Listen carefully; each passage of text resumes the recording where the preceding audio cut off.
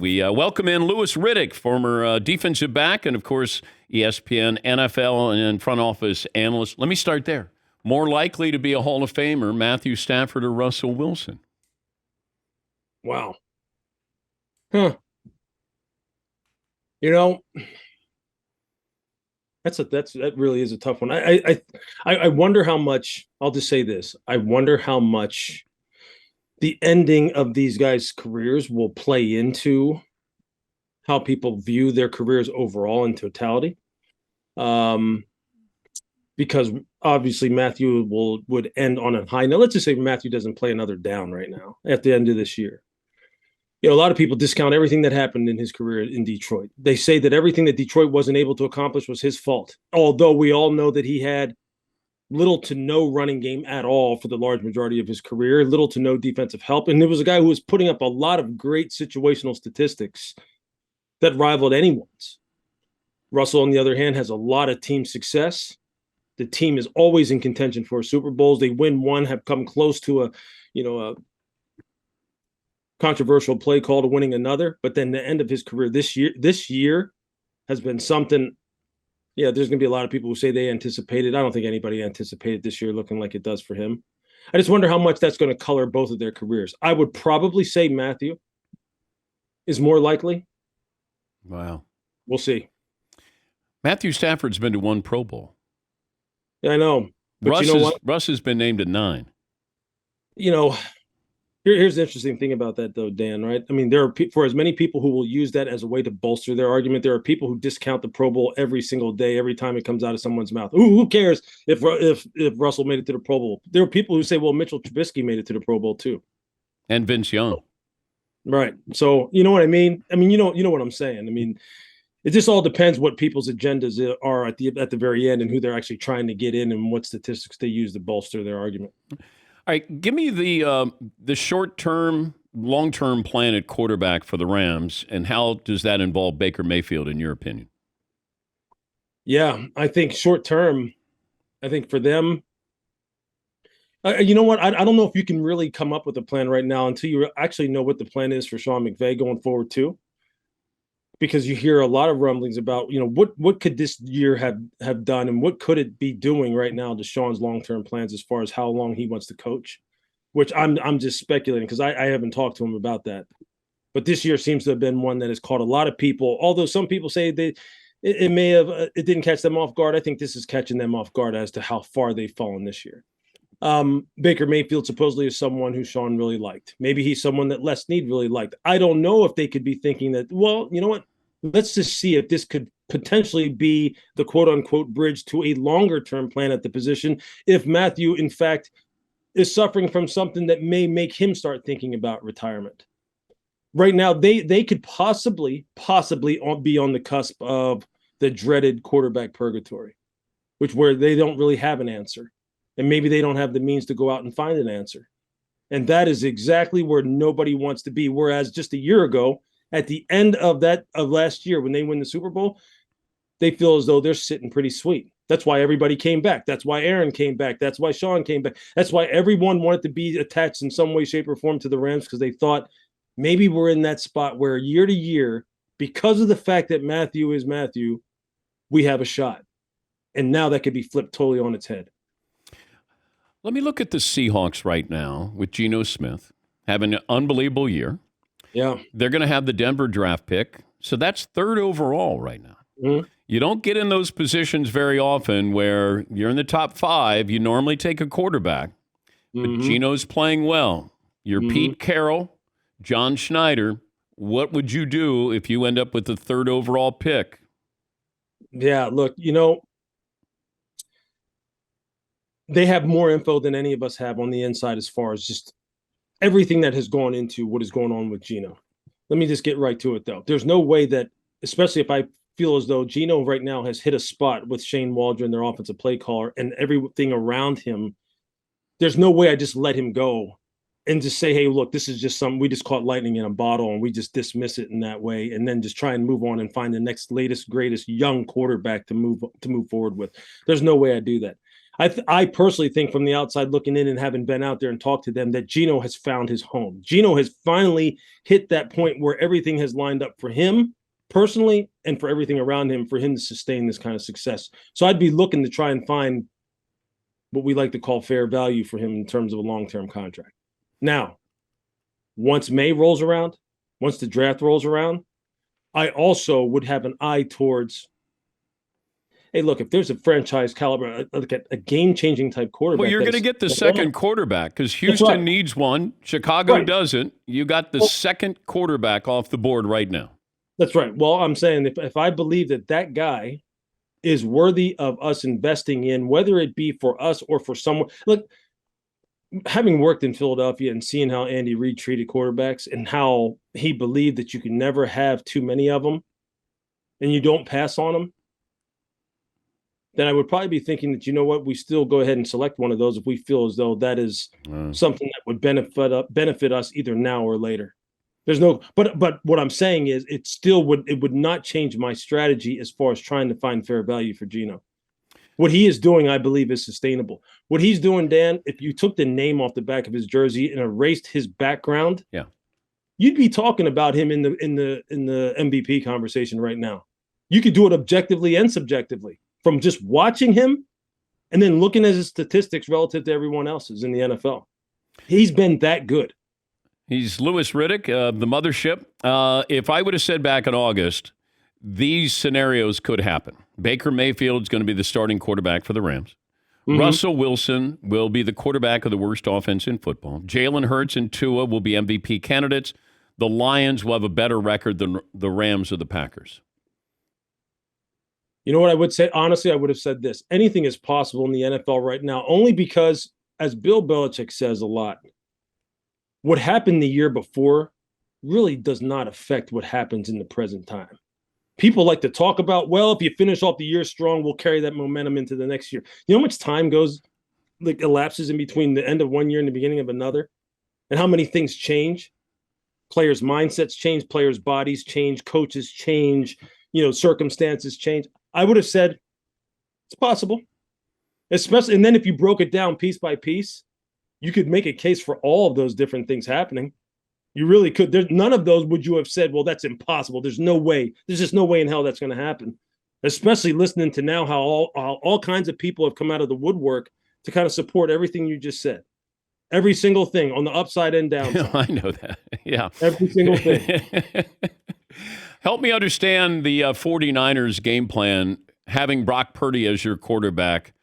When you have skill position players, you have maybe the best defense in football.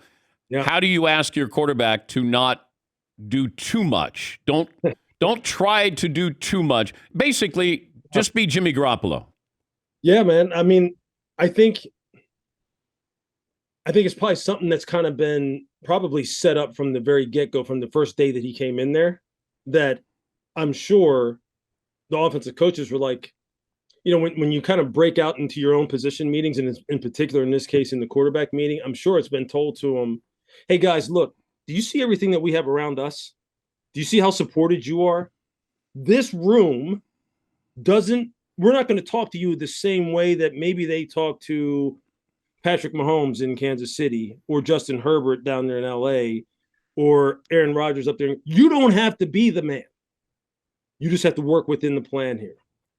And I'm sure that's been drummed into their head, regardless of whether it was Trey Lance in the beginning or Jimmy when he came back or now Brock Purdy, that's all you have to do here. And he played that way last week. But he also, for as much as you drum that into quarterbacks' heads in particular, at some point in time, this, quarterbacks do have to make a play that Kyle couldn't script perfectly, that the blocking scheme couldn't work perfectly, or Debo wasn't open perfectly, or Brandon Ayuk, or George Kittle. And he's going to have to do something that goes outside of structure. And he did that over and over and over again, though, against Miami. And Josh Boyer was trying everything. He was going, young quarterback, Mr. Irrelevant. There's no way he can handle this 8-up, 9-up type pressure. He doesn't know who's coming. He doesn't know which way we're coming from. Yeah. And every time he had an answer, man, which you don't know how guys are going to react to that until you put them in that situation. And I'm sure they went back in their team meeting room, in their coaches meeting, and were like, did you see that? Did you see how this guy handled this and this and this and this? Happens all the time in the NFL, man. We don't have expectations of people and they exceed them infinitely. Or we have high expectations of people and they don't meet them in a way that shocks us all. That's the beauty of the NFL. Take me back to your career. The wide receiver where you just went, this isn't going to be a good day for me.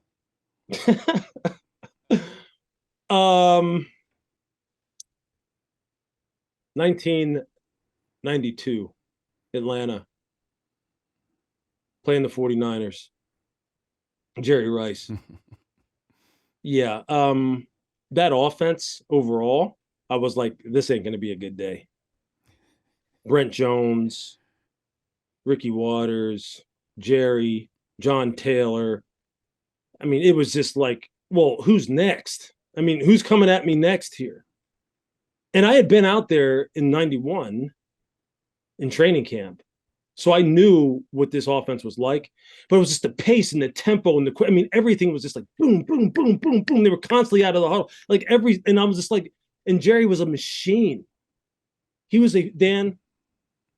I think we oftentimes become victims of recency bias. And look, there's guys doing stuff right now in the NFL that's just mind-boggling, the athletes and all, and what they're able to do. Jerry was doing it in a day, man, where you could literally try and take his head off with any kind of shot. I mean, you could hit him upside his head with a forearm, head hunt. You could do all kinds of things. And there were guys who were absolute killers on defense back then. And this guy never blinked. He never blinked. He never slowed down. He always got his yards. He always got his touches. And those guys, I mean, it was a freaking machine. And I remember sitting there sometime, in that game out there in Candlestick going, I'm helpless. There's nothing we can do to slow this team down. I look at Dan Marino and Jerry Rice were so ahead of their time. Absolutely. Man, Lawrence Taylor, where you just say, oh, my God, this isn't supposed to happen now. Now everybody they're looking for that Lawrence Taylor, and you're allowed to just be one-dimensional. Just go after that guy right there. But Jerry, what he did when, as a defensive back, you could rough him up and hold him and get away with a lot of things. And even Marino, with what he was doing, with the quick release, getting the ball out, letting his playmakers. I mean, those are the three guys that probably stand out to me. No doubt. And you make a great point that you had an intimidation factor then to where you could literally play the mind game with people as far as, I'm going to make you question offensively just how much punishment you really think you want to take. Okay. There were guys who played that game better than anyone as far as that intimidation. You remember the Super Bowl when the second time the 49ers played the Bengals and the hit that Ronnie put on Ickey Woods in that game early on. And Ickey was running all over the NFL that year, doing the Ickey shuffle. No one could stop this big joker. And in that game, Ronnie made it a point to say, I'm going to send this guy a message early that you don't do that to us. And when he hit him in that game, you never heard another word out of Ickey the rest of the game. You can't do that now. LT, you're absolutely right. I worked with Donnie Warren when I was in Washington in the early 2000s. And I used to, the old Redskins tight end or Washington tight end. And I used to ask Donnie all the time, like, what was it like playing against this guy? And he said, Lewis, I'm just going to tell you, LT didn't talk a lot. All those things you see on the NFL films, videos of him talking against the Jets and all that, LT didn't do that very much. He didn't have to. All you saw, though, was in that face mask, when he winked at you and he looked at you and you just saw those teeth smiling, he was like, that's when you just said, oh, my God, here he comes. And he said, and you know what? When we used to put on the tape and just sit and watch it sometimes, and there were 21 guys moving at one speed, and there was this other guy who was just moving so much faster. And I used to sit there and go, there he is. There he is. There he is. And you didn't have to see his jersey. And you're right. It's not like that now. You've lost that intimidation factor. And I understand why they've legislated it out of the game. But what those guys did, those game changers back then truly were, especially on the offensive side, they were true game changers because there were people out there really trying to do whatever it took to slow offenses down. And I saw it, man. It was a different mentality then. That's why I have nothing but infinite respect for guys like Dan, Mark Clayton, Mark Duper. I played against those guys when they were in their heyday. Mark Clayton, Mark Duper, Keith Jackson, when they were all on the same offense down there in Miami. Nat Moore, yeah. It was unbelievable. I remember Dan Marino coming up in a game when I was with the Falcons down there in Miami, coming up to the line of scrimmage. It was like my very first career start. And I walk up the line of scrimmage. I walk up there to press Keith Jackson on the line. I'm like, yeah, this is the Dolphins. Oh my! And I look, and Danny looks at me. He comes up to the line. You know how big and he comes up to mine, and I look him right in the eye, and he winks at me. I'm like, what does that mean? Like, does that mean there's my fish? Hey, Pitt brother, you know what? Hail to Pitt. What does it mean? And it's just such a cool story though. But I was just like, man, that's freaking Dan Marino. And then he was like, set hut, and I was like, well, better cover this. What a great time though. It was a great time in the league, man. It was a great time. Always great to talk to you, Louis. Thank you for reminiscing, and we'll talk to you soon. You got it, bud. Thanks. That's Louis Riddick, ESPN NFL front office analyst.